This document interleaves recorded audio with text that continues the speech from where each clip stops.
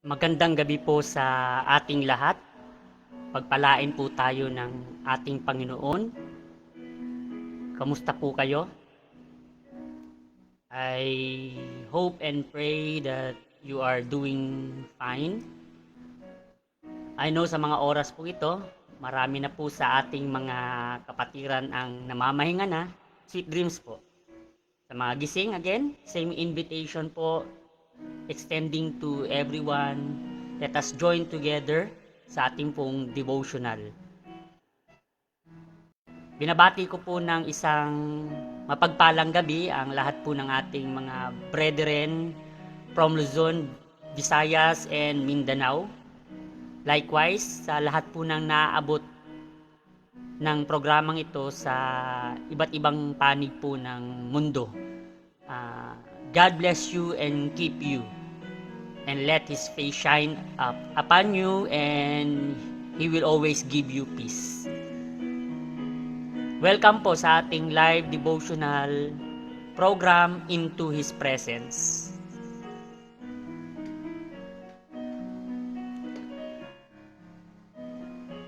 This evening po, we will be exploring a topic which I consider a quite challenging po sa marami po sa mga mananampalataya. It is all about the feeling of being offended.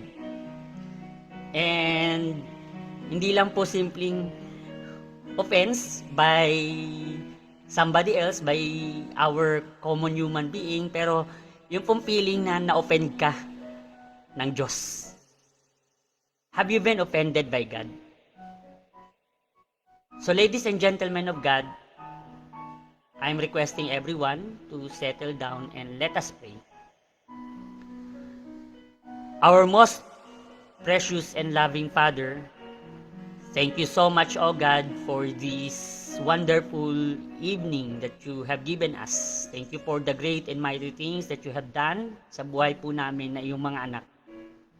Pagpalain mo po kami ngayong gabi as we are preparing ourselves to meditate dyan po sa iyong mga salita. Guide us, give us knowledge and wisdom. Comfort us with your words. Allow us to understand, Lord, the things that you want us to learn at this very moment.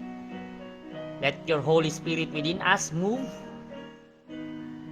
and appreciate the beauty of your words as our source of strength and encouragement, O God. Forgive us of our sins. This we ask and pray. In Jesus' name we pray. In Jesus' name, Amen.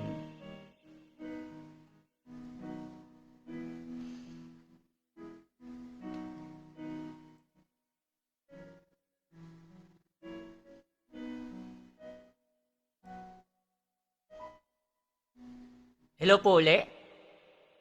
Again, na umpisahan ko pong sabihin kanina, ang ating pong pag-uusapan ay tungkol po sa isang hindi po maiiwasan na nararamdaman ng isang tao once you experience this so-called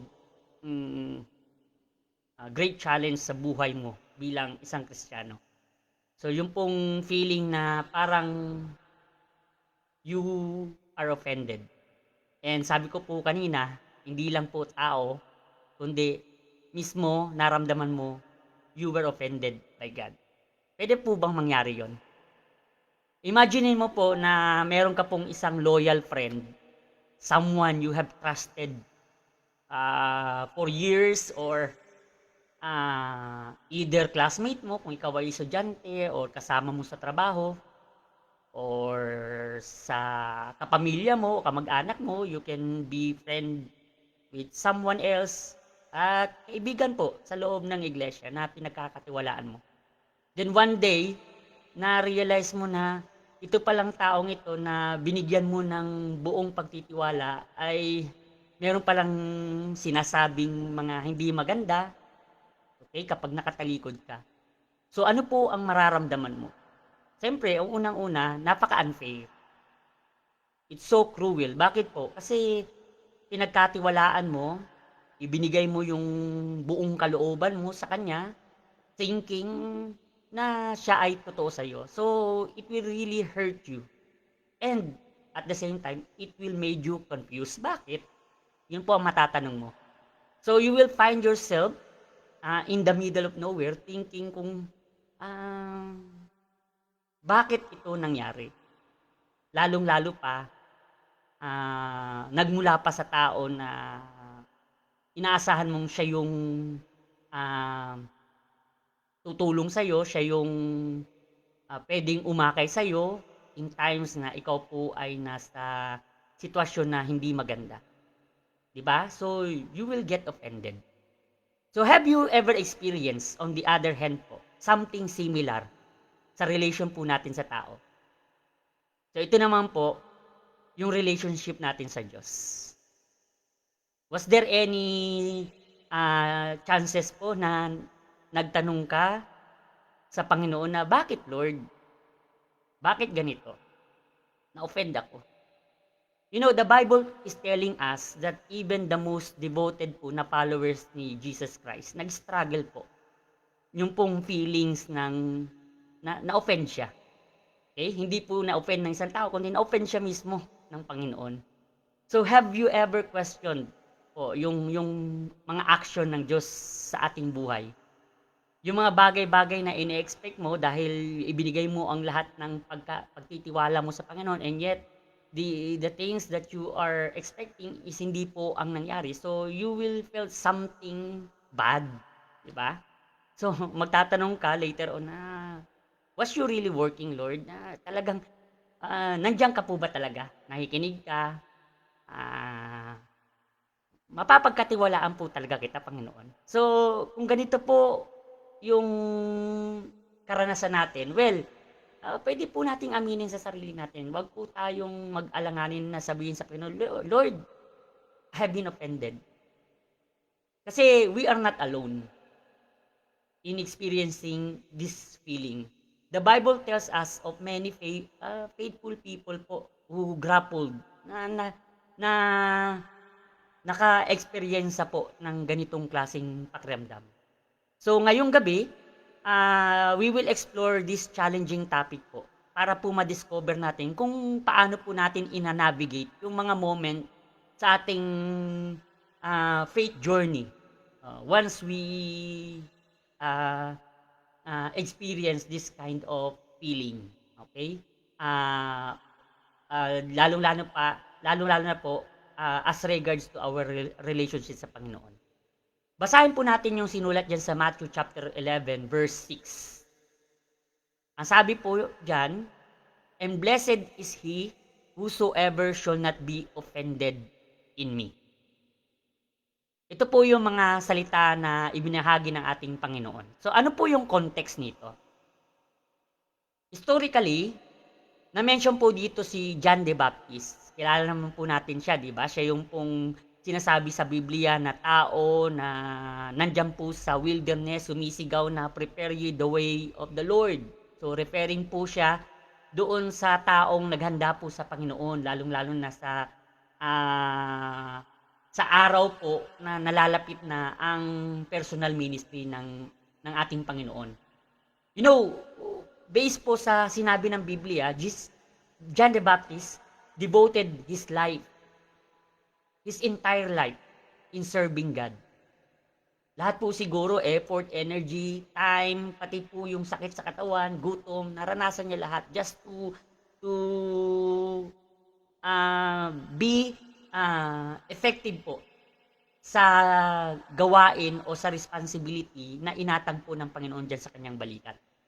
Now, after all the services po na ginawa niya, may malala pong nangyari sa buhay niya. He was imprisoned by Herod Antipas. Take note, John was known for his unwavering faith. But when he was imprisoned, nakita po natin that he began to feel doubt. Kanino po? Kay Jesus.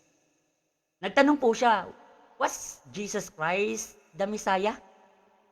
Diyan po natin makikita sa Sa verse, ano po, makikita natin dyan sa, ah, kung titingnan po natin dyan sa, para po maging particular tayo sa sinabi, okay? Okay, nasaan po yun? Okay, dito, sa chapter 11 po, verses 1 to 6, babasahin ko po ng buong buo. And it came to pass, when Jesus had made an end of commanding his 12 disciples, he departed thence to teach and to preach in their cities. Now when John had heard in the prison the works of Christ, he sent 2 of his disciples and said unto him, Art thou he that should come, or do we look for another? Ikaw ba yung inaasam-asam namin na Misaya, tagapagligtas, o meron pa po ibang darating? So Jesus answered and said unto them, Go and show John again those things which ye do hear and see. The blind receive their sight, and the lame walk, the lepers are cleansed, and the deaf hear, the dead are raised up, and the poor have the gospel preached to them. In verse 6, ang sabi dyan po ni Jesus Christ, and blessed is he whosoever shall not be offended in me. Now, don't take it as a negative. Kasi po, hindi po talaga literally na nag-doubt si John. Kumbaga, dahil lang po sa nararanasan niyang hirap, nagkaroon lang po siya ng pag-aagam-agam. Sabi niya, humayo nga kayo doon, itanong niyo kung siya ba talaga ang ating inaasahan na tagapagligtas o meron pang ibang darating. So, as response, sabi niya, okay, go back to John. Sabihin niyo sa kanya kung ano yung nakita niyo na ginawa ko. Okay, yung na-witness ninyo na kagalingan ng mga taong lumalapit sa akin, yung mga bagay na itinuturo ko, tell him. Then doon po sinabi niya, blessed is he whosoever shall not be offended in me. So, Jesus addresses John's doubt. So, sa pamagitan nito, para nire-remind niya na yung bagay na ginawa ni John para sa kanya ay hindi po magiging useless o mabuvoid. Why? Because dahil po sa hirap na pinagdaraanan ng mga taong sumusunod kay Kristo, nandiyon po yung totoong blessedness. Okay? Sabi po ng Panginoon. So the following the true path can involve hardship, but true blessedness comes from unwavering faith. So referring to John's sacrifices, nakita po ng Panginoon yon. Kaya nga po, 'di ba, sabi niya doon sa sabi niya diyan rin po mismo sa chapter 11. Okay? Makikita natin na hindi ako nakakita o hindi tayo makakakita ng isang masigit pang dakila kaysa kay John the Baptist. So meaning to say, he commended John the Baptist's work for him. Okay? So sa madaling salita, mga kapatid, hindi po pinepersonal ng Panginoon once na makaramdam po tayo ng medyo pagtatanong o doubt sa bagay na ipinangako ng Panginoon. Because human as we are, alam po ng Panginoon na dumadaan po tayo sa tinatawag nating struggle. Okay? Lalong-lalo na sa pananampalataya. So, this verse foreshadows the challenges na pagdadaanan po natin sa buhay. Kasi po, again, ang pagsunod po kay Kristo ay isang desisyon na kinakailangan po nating gawin ng walang pagdadalawang isip. Then, ang sabi pa nga po dito ng mga Bible scholars, looking on the statement of Jesus, yung pagkasabi niya pong, blessed is he whosoever shall not be offended in me, isa po sa mga Bible scholars or commentaries, si Wiersbe po, ang sabi niya is, this verse was actually a forgotten beatitude. Nakalimutang beatitude. Alam po natin yung mga beatitude ni Jesus Christ, di ba? Blessed is the man. Okay? So, Jesus remind us that true blessedness comes from not being offended by Him. So, ang totoo po daw na pagpapala is yung dumadating tayo sa punto na hindi po tayo nasasaktan dahil po nawawalan tayo ng tiwala sa Panginoon. Sa panahon po ng kagipitan at kahirapan sa buhay natin. Now, the question here is, bakit ba tayo na-open sa Diyos? why we get offended by God. Say, sabi ko nga po kanina, human as we are, hindi po natin maiiwasan. So, why? Ano po yung mga common reasons? Nakakaramdam tayo ng ganitong negatibong pananaw sa ating Panginoon. So, una po, na reason is because God demands too much from us. Yun po ang iniisip natin. We get offended by God because God demands too much for us. Yun po ang iniisip natin. Ang dami namang hinihingi ng Diyos sa atin. Okay? Ang dami namang nire-require ng Panginoon sa atin. Nakita po natin dyan sa Luke chapter 14 verses 27 to 28, di ba? And whosoever that not bear his cross and come after me cannot be my disciple. Whosoever therefore that not forsake all that he hath, he cannot be my disciple. So nakita po natin dito yung cause ng pagsunod kay Jesus Christ. Now, kung hindi po natin alam yung halaga ng bibitawan po natin para sumunod lang kay Kristo, then in the middle of following Jesus Christ, makaka-experience po tayo ng kabigatan sa buhay, magkakaroon na po tayo ng doubt. And because of that, magki-question natin sa Panginoon, Lord, akala ko ba okay ang sumunod sa'yo? So, di ba yan po ang reflection na parang na-offend ka in following Jesus Christ. So, first and foremost, before you decided to surrender your life, with your entire walk, okay, Christian walk, so kinakailan you need to count the cost. Di ba? So, counting the cost includes trusting on His promises. Kasi po, sinabi naman sa atin ng Panginoon na hindi madali ang pagdadaanan natin once we decided to follow Him. So, bakit po tayo ma-offend kapag along the way is hindi natin na-realize yung mga pangako ng Diyos? Okay? Yung mga sinabi niya na mangyayari to sa buhay mo kapag naging matapat ka.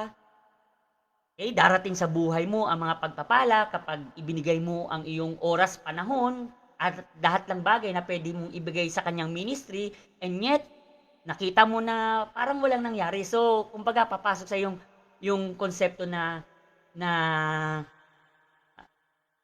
expectation versus reality. So, this is what I expect in following God. Pero ang reality pala, okay, ganito ang magiging buhay ko. So, first and foremost, we get offended because we are thinking that God demands too much from us, but He responds less. So, paano po ang dapat nating gawin para po maiwasan natin to? Because we know exactly that the God whom we serve is a perfect God. He is the God of capable of doing a lot of things that we desires more than pa sa kung ano po ang kayang isipin natin. Sabi nga po sa Romans chapter 8 verse 28 ni Paul, di ba? And we know that all things work together for good to them that love God and to them who are the called according to His purpose. So if we count the cost of following Jesus Christ, we will not get offended because we know exactly na yung mga demand niya sa atin na dapat natin gawin for His praises and glory is hindi po natin masasabing too much.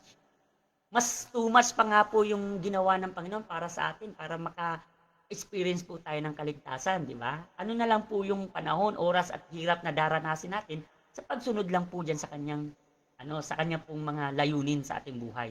So when we feel overwhelmed by the demands of following Jesus Christ, remember po na Jesus Christ warned us, okay, you wanted to follow me, so you need to bear your cross. Diba? Klaro naman po sinabi niya, pasanin mo ang cross mo. So hindi po yun expectation. He is telling us in the first place the reality of you will be facing. Yung mga struggle na pagdadaanan mo once na gumawa po tayo at pumasok tayo sa kanyang ministry, sa kanyang po mga gawain.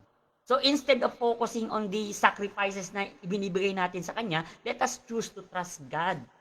Okay? And lay down on His promises that He will ultimately work all things good. Kasi po alam niya po kung ano po yung bagay na inaasam ng puso natin. Okay? So yan po ang unang bagay why we get offended by God. Because we think that He demands too much from us. Pangalawa po, okay? Bakit tayo na-offend? sa Panginoon because iniisip po natin that He doesn't meet our expectation. Na-mention ko po kanina, expectation versus reality. We expect that once we decided to follow Him, great things will come along our ways. Lahat ng i-desire ng puso mo, ibibigay ng Diyos sa iyo. Kasi yun yung pangako niya, di ba? Trust in the Lord with all of your heart and lean not in your own understandings. In all thy ways, acknowledge Him and He shall direct thy path. So, nakita po natin klaro kung ano po yung formula ng katuparan ng mga pangako ng Diyos. Dapat po magtiwala tayo sa Kanya. Yes, we expect something from God. Okay, once we follow. Kasi yun po naman ang sinabi niya sa atin, di ba? Hindi po tayo blind followers ng ating Panginoon. Hindi po tayo sumusunod sa Diyos nang wala tayong alam. Di ba? This is not a zeal without knowledge. Lahat po ng ginagawa natin sa Panginoon, alam po natin na time will come, He will give us something. Okay? In return. Sa lahat po ng pagpapagod natin, dyan po sa kanyang ministry. So, wag po nating gagawing dahilan na na-offend tayo sa Diyos because hindi niya na-meet yung expectation natin. Focus on God's character. Ano po ba ang Diyos sa atin? Sino ba siya? Exodus chapter 34 verse 6, ano pong sabi dyan? And the Lord passed by before him and proclaimed the Lord God, merciful and gracious, long-suffering and abundant in goodness and truth. Di ba ang napakaganda po ng karakter ng Panginoon para i-question natin siya kung siya po ba ay totoo at tapat sa kanyang mga sinabi sa atin. Di ba? Para pong yung merong tao magi-invite sa atin na okay, maglaan ka ng ganitong kalaking pera. So sa negosyong i-offer ko kasi sigurado 100% ang balik sa iyo. Twice, 3 times, 4 times. Okay? Pero hindi natin iniisip na na-scam na tayo. Pero take note, man can scam us. Will tell all lies para po mahulog tayo sa kanilang bitag. Okay? I-offer yung napakagandang enticement. Pero ang Panginoon po, hindi po siya tao para po i-scam tayo. Everything that He told us, di ba? Tungkol sa Kanya at sa mga bagay na mangyayari sa ating buhay, once we give our whole life sa Kanya, is totoo po. Kasi ang character niya, take note, He is a gracious God and abundant in goodness and truth. So kung minsan po, ang nagiging rason why we get offended by God dahil nakakalimutan natin kung sino ang Diyos, ano siya sa buhay natin, then let us recall. Kung kulang po tayo sa kaalaman, then bumalik po tayo sa Biblia, basahin po natin. Okay? Ibabad po natin ang ating sarili sa kanyang mga salita para makita natin kung sino po ang Panginoon na ating pinagsisilbihan. Hindi po siya ang Diyos na nakakalimot sa kanyang mga sinabi. Okay? Meron pong palabra de honor ang Panginoon. So kung nakakalimutan natin, then sabi dyan sa James chapter 1 verse 5, if any of you lack wisdom, let him ask of God that giveth to all men liberally and upbraided not, and it shall be given him. So, lumapit po tayo sa Panginoon. If times come sa pagsunod natin sa Kanya na pero medyo nagdidilim ang ating paningin dahil po sa napakaraming mga problemang dumarating sa atin, humingi po tayo sa Panginoon ng kaliwanagan mula po sa Kanyang salita. Lord, give me wisdom to understand everything na nangyayari sa buhay ko. Lord, gustong-gusto ko pong sumunod sa iyo, Panginoon. So, teach me na laging panghawakan po ang iyong character as a good, faithful, gracious, and loving God. Okay? God is not a man that He would lie. Sabi po sa Hebrews, di ba? He is the unchanging God. Hindi po nagbabago ang karakter ng Panginoon. So take note. So when God's action seems confusing para sa atin, so remind ourselves po ng karakter niya, yung traits niya like love, faithfulness, and goodness.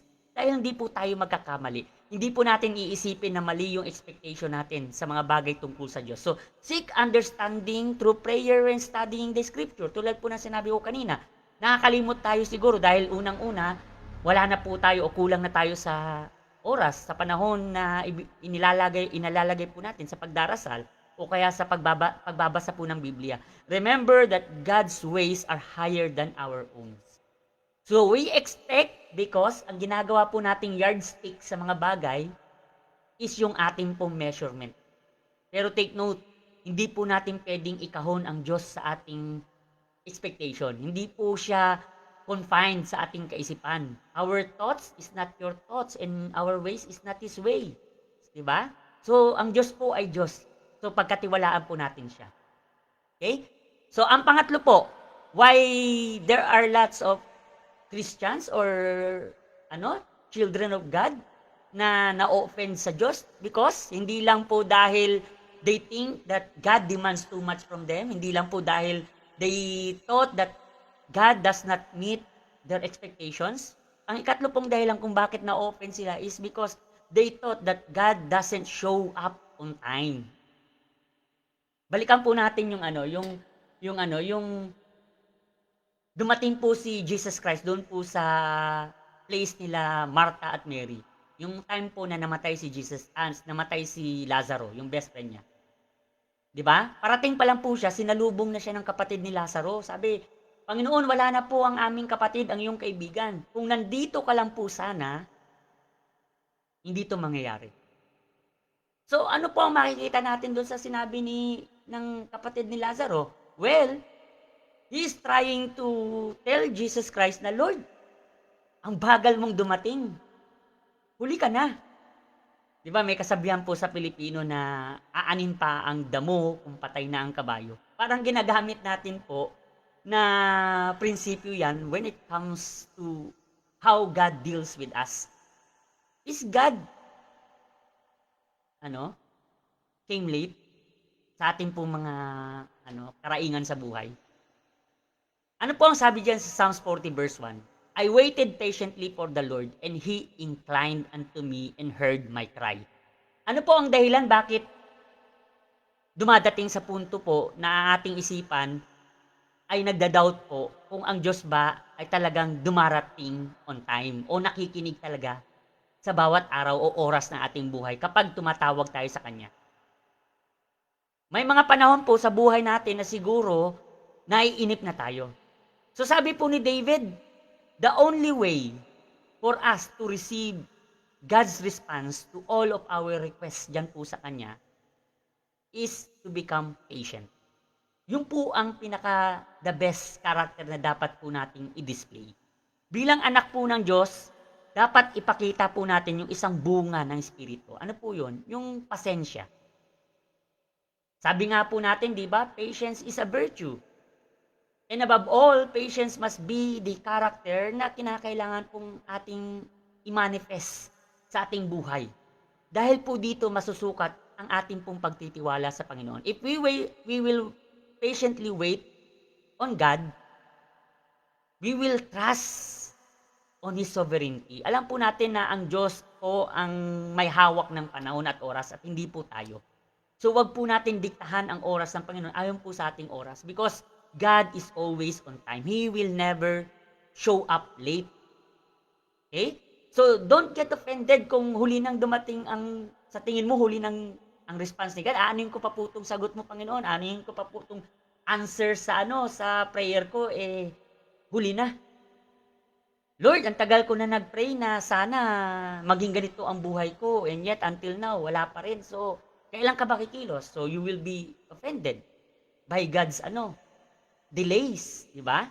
So, when we wait for God's intervention and we feel agonizing dahil po sa paghihintay, remember, ang dami pong examples dyan sa Bible na mga tao ng Diyos na kung saan they displayed the best attitude of patience. They wait patiently unto the Lord. And nakita po natin na kung kumilos ang Diyos, timing po talaga.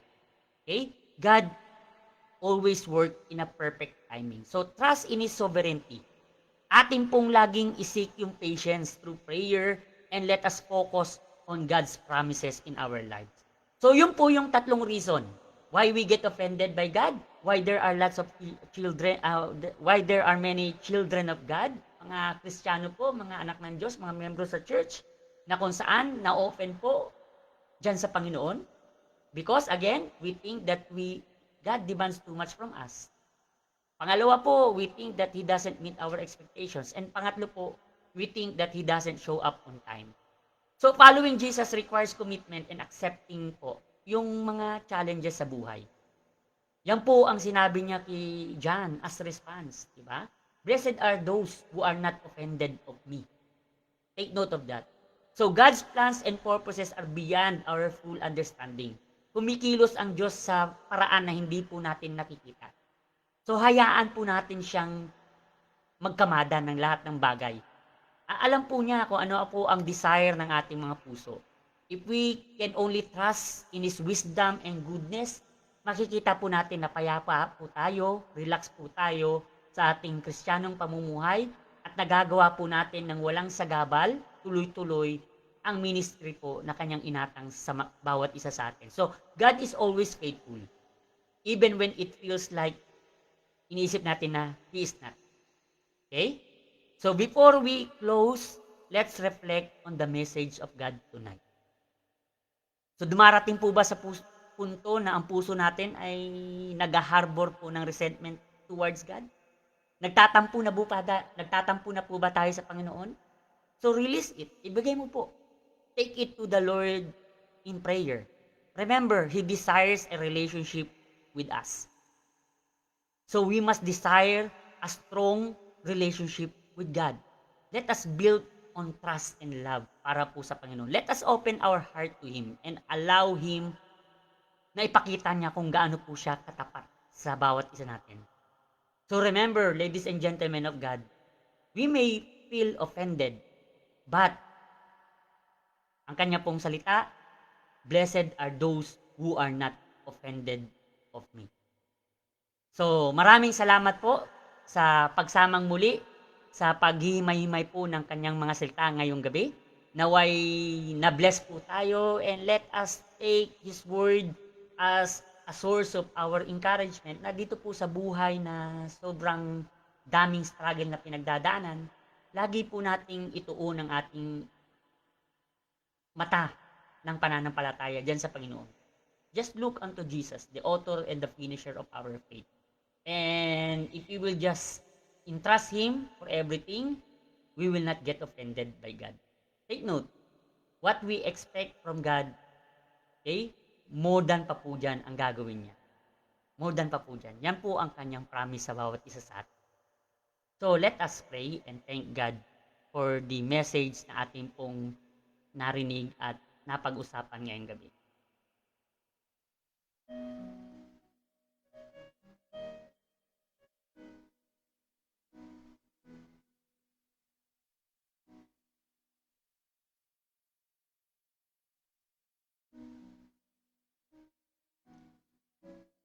Father in heaven, salamat po Panginoon sa iyong mga salita na amin pong na pagsalu-saluhan sa mga oras na ito. Marami pong panahon, Panginoon, sa buhay namin na nakakaranas po kami na mag-doubt. Dumadating po kami sa punto na parang nararamdaman namin na nawawala na po kami ng tiwala sa iyong mga salita. Lord, help us na amin pong panghawakan ang iyong pong character, that you are the faithful and trustworthy God. Amin po sanang laging yakapin ang iyong mga salita na nagsasabi na once we rely everything unto you, lahat po ng inaasam ng aming puso ay darating. So, if there are times, Lord, sa buhay namin, dahil po sa mga sobrang dami ng pagsubok na aming hinaharap, personally, sa ministry, sa relation, sa work, sa eskwelahan, o saan man pong mga bagay na ginagawa namin, O God, na dumadating kami sa punto na mag-iisip na tama ba ang aming pagsunod dyan sa iyo? Lord, help us. Forgive us if we are offended. We feel offended by you. Guide us na kami po ay patuloy na yumakap sa iyo pong katuruan. Tulungan po kami na lumago sa aming pananampalataya at pagtibayin po kami, Panginoong Diyos, sa amin pong ginagawa para sa iyo. Help us and remind us always that everything we do, O God, is for your glory and honor. Bless everyone, Lord. Lalo na sa pagpunta po namin sa pagtulog, gabayan mo po kaming lahat, bantayan mo po kami hanggang sa pagising sa umaga. Give us a brand new day, O God, to face the other sets or another sets of challenges na aming harapin. Salamat po, Panginoon Diyos, our great God and loving Father. Thank you so much. This is our prayer. We bring back all the glory and honor to you alone sa pamamagitan lamang po ng pangalan namin Panginoon at tagapagligtas na si Jesus Christ. Amen.